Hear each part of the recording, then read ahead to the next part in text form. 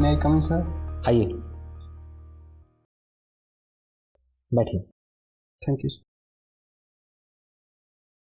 सचिन, जी सर। जैसा कि आप देख पा रहे हैं, हम सभी लोगों ने मास्क भी लगाया हुआ है और एक दूसरे से उचित दूरी बनाकर बैठे हुए हैं। जी सर। तो सारे कोविड-19 सुरक्षा प्रोटोकॉल्स का पालन किया जा रहा है। जी सर। आपके पास विकल्प है कि आप इंटरव्यू मास्क लगाकर या मास्क हटाकर दे सकते हैं। मास्क हटा। ठीक है, अपनी पहचान भी करवा दीजिए। जी सर। ठीक है, कंफर्टेबल महसूस कर रहे हैं?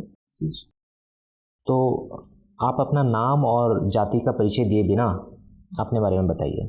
सर, मैं अम्बेडकर नगर ज़िले का रहने वाला हूँ और मैंने 10वीं 2010 में NDHS higher secondary school Madhupur से पास किया है।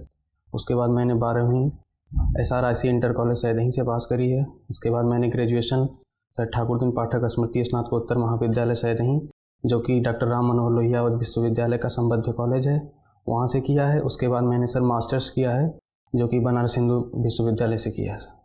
अच्छा, ये कौन से विषय में और किस साल में आपने किया है? सर, मैंने मास्टर्स 2017 में किया है। पॉलिटिकल साइंस मेरा सब्जेक्ट रहा है। अच्छा, पॉलिटिकल साइंस आपका सब्जेक्ट है और यही आपने अपना वैकल्पिक विषय भी रखा है? अच्छा, और मास्टर्स आपका 2015 में हो गया था? नहीं सर, 2015 से 17 में। और 17 के बाद से आपने कोई जॉब नहीं की? लेकिन नहीं सर, मैं सिविल सर्विसेज की प्रिपरेशन तैयारी कर रहे हैं। जी। ठीक है, तो मुझे ये बताइए कि पॉलिटिकल साइंस में तो आपने पढ़ा होगा स्टेट के बारे में, राज्य। जी सर। और आपने नेशन के बारे में भी पढ़ा होगा, राष्ट्र।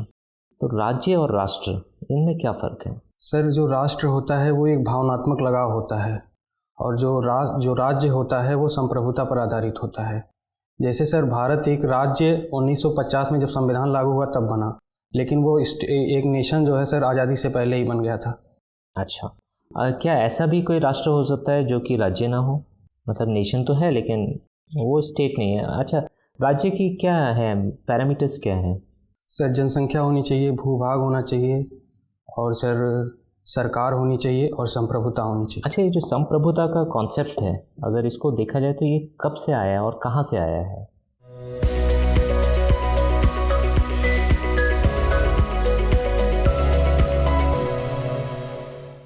सर, संप्रभुता सर 16वीं शताब्दी में आया है।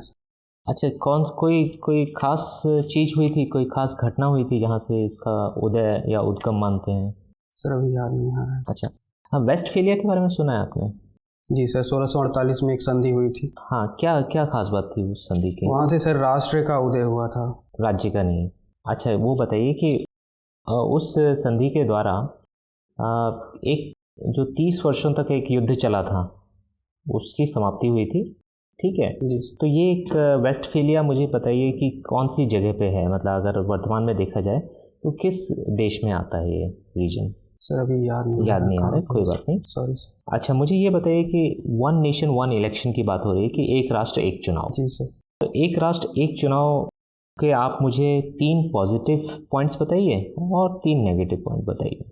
सर, पहला होगा सर पॉजिटिव पॉइंट में अगर देखा जाए तो पहला होगा कि सर वित्तीय जो खर्चा ज़्यादा होता है वो कम होगा।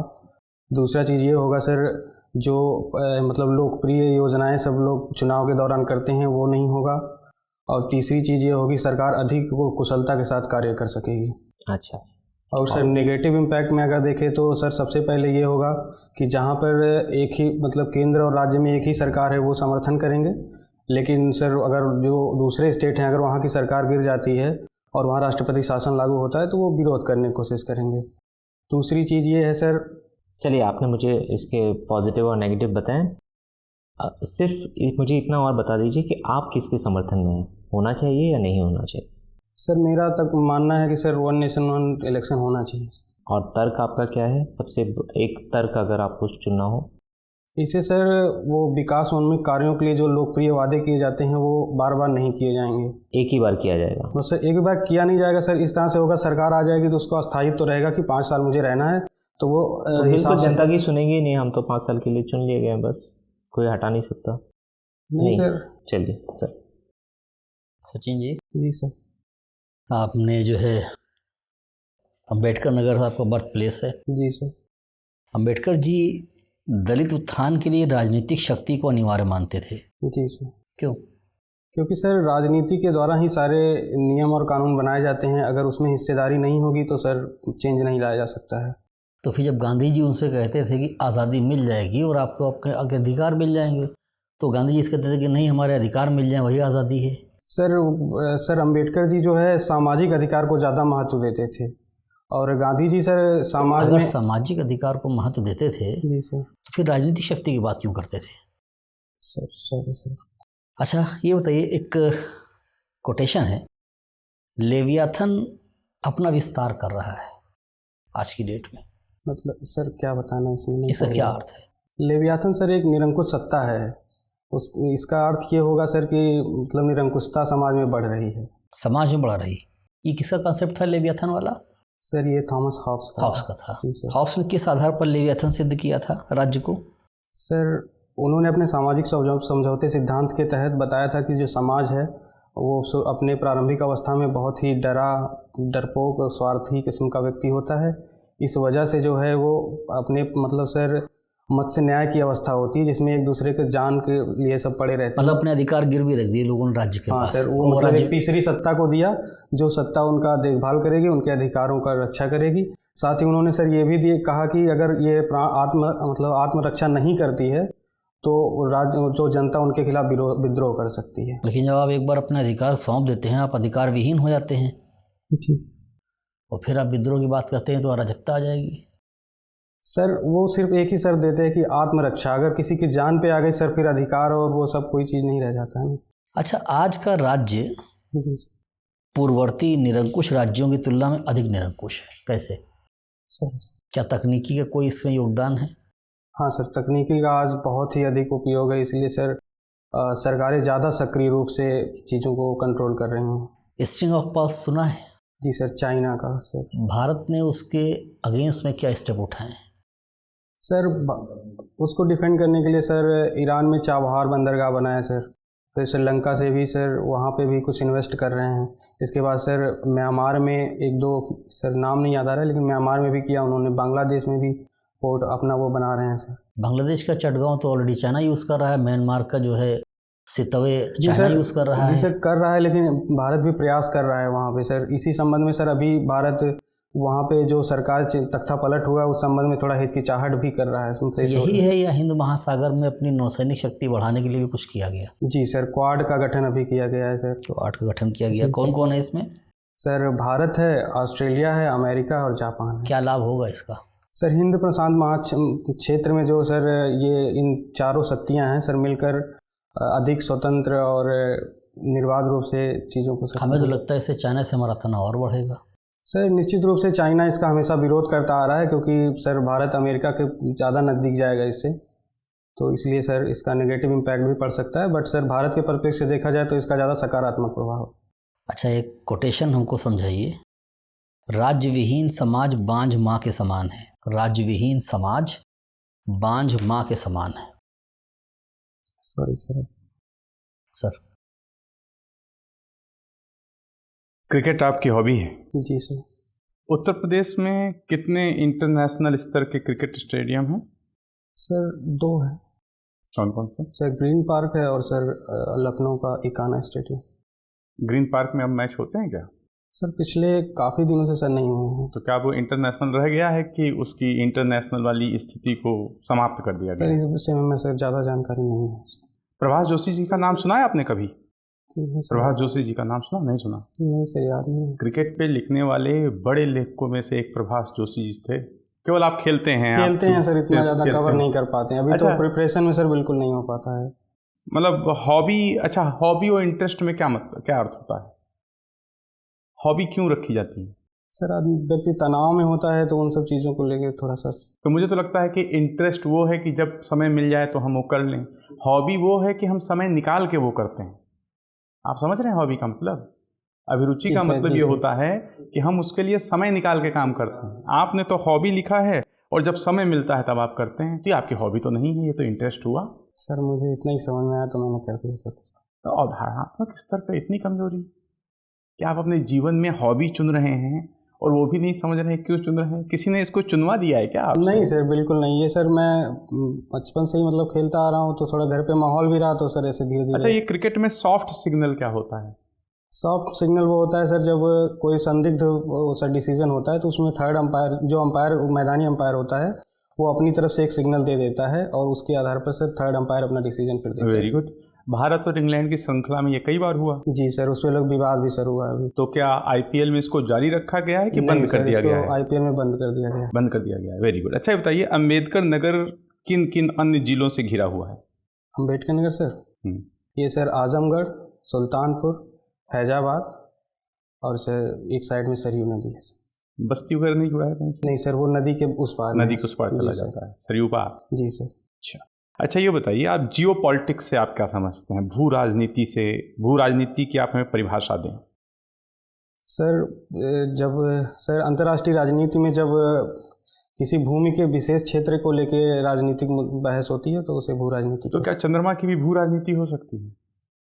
पता नहीं सर। नहीं सकती, कोई बात नहीं, कोई बात नहीं। या डिप्लोमेसी की परिभाषा दें आप। कूटनीति सर जब हमारे सर एम्बेसडर राजदूतों के द्वारा राष्ट्रीय अंतर्राष्ट्रीय कुछ कूटनीति सर कुछ मानक सिद्धांत होंगे जिनके आधार पर सर नियम। अच्छा चलिए, क्वाड वगैरह तो बड़ा चर्चित है। ये इंडो पैसिफिक ट्राइलैटरल डायलॉग क्या है? चलिए कोई बात नहीं, सॉरी सर। अच्छा, हाल के ही वर्षों में भारत ने जापान के साथ कहीं पर ज्वाइंट पेट्रोलिंग की है, किसी क्षेत्र में ज्वाइंट पेट्रोलिंग समझ रहे हैं आप? सर एक साथ सर। तो वो क्षेत्र कौन सा रहा है? अभी सर याद नहीं है। चलिए कोई बात नहीं, आखिरी आप हमें बता दें, सप्लाई चेन रिजिलियंस इनिशिएटिव्स क्या है? Supply chain resilience initiatives sir Hindi में बताएं, ज़्यादा समझ आपूर्ति श्रृंखला सुनम्यता प्रयास। आपूर्ति श्रृंखला सर मतलब अभी जो कोविड-19 आया है सर, तो इससे वजह से जो वैश्विक आपूर्ति श्रृंखला है पूरी तरह से सर ध्वस्त। किन देशों के मध्य है सर? अनुमान लगा रहे हैं आप? सर मतलब सर अनुमान ही लगा रहा हूँ सर। चलिए कोई बात नहीं सर। सचिन जी मुझे ये बताइए कि हम बाल्टिक देशों के बारे में कभी पढ़ते हैं, सुनते हैं। बाल्टिक जी सर, सुना है आपने? जी सर, यूरोपीय देश हैं बाल्टिक। कौन से देश हैं बाल्टिक देश? सर अंदाजा लगाऊं सर? बिल्कुल अंदाजा लगाइए। एग्जैक्ट याद नहीं आ रहा है बट सर लिथुनिया, लॉटविया और एक और सर कोई देश है। एस्टोनिया। हाँ ठीक है। क्या खास बात है इन देशों की? इन्होंने सर कोविड-19 के दौरान अभी सर मतलब अपने यहाँ आना जाना जारी रखा था सर। ये खास बात होगी? नहीं सर, मतलब अभी मैं बता रहा हूँ प्रेजेंट का। ठीक है। मुझे ये बताइए कि यूनाइटेड नेशंस जो है, जी सर, ठीक है, संयुक्त राष्ट्र, इस टर्म को किसने दिया था? संयुक्त राष्ट्र टर्म सर? हाँ मतलब किसी ने क्वाइन किया है इसको? सॉरी सर अभी याद नहीं। नाम रखा है किसने? अच्छा, इसके 6 प्रिंसिपल ऑर्गन्स माने जाते हैं, ठीक है, कौन कौन से हैं? सर महासभा है, सुरक्षा परिषद है और सामाजिक एवं आर्थिक परिषद है, ट्रस्टीशिप है और सर अंतर्राष्ट्रीय न्यायालय। हो गए? सचिवालय भी है, सेक्रेटेरिएट भी है। सचिवालय भी है। Thank you sir. अच्छा, जो सेक्रेटेरिएट को अभी कौन हेड करता है? कौन से देश से आते हैं, कौन है? पुर्तगाल से सर आते हैं, गब्रियास करके सर। नहीं, आप तो वहाँ चले गए, आप WHO पे चले गए। ठीक है, WHO के डायरेक्टर जनरल का नाम बताइए। टेड्रियास गब्रियास सर। Doctor Tedros. हाँ, डॉक्टर टेड्रोस। उनका बाकी नाम लेना थोड़ा मुश्किल है, डॉक्टर टेड्रोस एडेनॉम घेब्रेयेसस। और कौन से देश से आते हैं वो? सर किसी अफ्रीकी देश से आते हैं। चलिए कोई बात नहीं। WHO काफ़ी ज़्यादा चर्चा में था कि कोविड-19 के दौरान उस पर लगातार आरोप लगते रहे कि वो चाइना का पक्ष लेता रहा। जी सर। आपका क्या मानना है, क्या ऐसा किया है वाकई? सर अगर देखा जाए तो उसने सर WHO ने इसको वैश्विक महामारी घोषित करने में थोड़ा देर करी है, तो उस संबंध में सर चाइना का जो है रोल विभिन्न देशों के द्वारा, सर जहाँ तक भारत सरकार के द्वारा भी आरोप लगाए गए हैं, बट सर किसी ने अभी खुले तौर से इसको एक्सेप्ट नहीं किया, तो ऐसा नहीं कहा जा सकता है कि वो पक्ष ले रहा है किसी का। ठीक है, चलिए मेरा आखिरी सवाल आपसे ये है कि अभी काला नमक चावल चर्चा में था उत्तर प्रदेश के संदर्भ में, तो ये काला नमक चावल क्या होता है और क्यों चर्चा में था? सर इसको वन डिस्ट्रिक्ट एक सर फेस्टिवल मनाया गया है सर, ये सर सहारनपुर में, एग्जैक्ट याद नहीं आ रहा सर, वो श्री योगी आदित्यनाथ जी ने उसका फेस्टिवल का उदाहरण। बस एक और सवाल मैं पूछता हूँ आपसे कि अभी सुएज नहर में एक जहाज़ फंस गया था, मुझे जहाज़ का भी नाम बताइए और उस कंपनी का भी नाम बताइए जिसका ये जहाज़ था, और किस देश का ये फ्लैग कैरी कर रहा था। सर ये जहाज़ जो था उसका नाम था sir Ever Given. Ever Given. जी सर, और कंपनी का नाम था एवरग्रीन। अच्छा। और सर, और ये सर पनामा में रजिस्टर्ड है सर, तो वहाँ का फ्लैग लेके जा रही है। और सर ताइवान से इसका मतलब सर शुरुआत हुआ। ताइवान की कंपनी का है। जी सर, ताइवान की कंपनी। ठीक है। और सुएज कैनाल कौन से वर्ष में पूरी हो गई थी, सुएज नहर? सर ये 1869 में बनी। ठीक है, आपका इंटरव्यू पूरा होता है सचिन, आप जा सकते हैं। Thank you sir.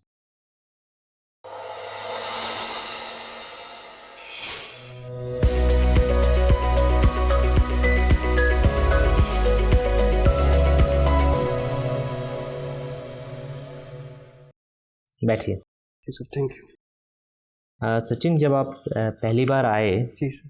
तो तब भी आपने आके मतलब ना, देखिए जब आने के लिए आप पूछते हैं और कम इन बोला जाता है तो आप आएंगे स्मार्टली और चेयर के पास आके रुक जाएंगे, ग्रीट करेंगे बोर्ड मेंबर्स को अच्छे से, गुड मॉर्निंग है जो भी आपको बोलना है। जी सर। इसके बाद वेट करेंगे, बैठ नहीं जाएंगे अपने आप, जी सर। या पूछेंगे नहीं कि मैं बैठ सकता हूँ। सर मैंने ऐसा किया था सर। नहीं, मैं बता रहा हूँ, ठीक है। तो बहुत मतलब ग्रीट आपने ढंग से किया नहीं, आपने शायद मन मन में सोच के सर मैंने ऐसे किया। हाँ हाँ, ठीक है। तो आप बोल रहे हैं तो ज़्यादा अच्छा है, मतलब ऐसे भी कर लें, नमस्कार या जो भी बोलना है। सर गुड मॉर्निंग बोलना ज़्यादा बेटर है। ज़्यादा बेहतर है, ठीक है। लेकिन अगर वो आफ्टरनून हो रहा है या इवनिंग हो रही है तब भी गुड मॉर्निंग थोड़ी बोलेंगे, ध्यान रखेंगे समय के अनुसार, ठीक है। और कोट बटन को अगर खोल के बैठेंगे ना ज़्यादा अच्छा रहेगा, ठीक है।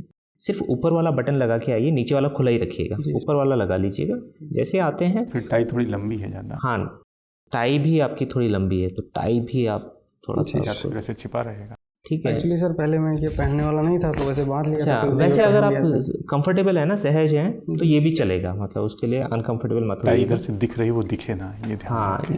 क्योंकि नहीं सर वो मैं सही कर लूँगा। एक्चुअली मैं सर वही पहले पहन लिया था तो शर्ट पे थोड़ी लंबी पहनी जाती है सर। तो आराम से अपने आप को शीशे में ढंग से देख लीजिएगा, बैठ के भी देख लीजिएगा एक बार, ठीक है। तो वो ठीक रहेगा। कब है इंटरव्यू? सर 4 अप्रैल को। 4 को है, ठीक है।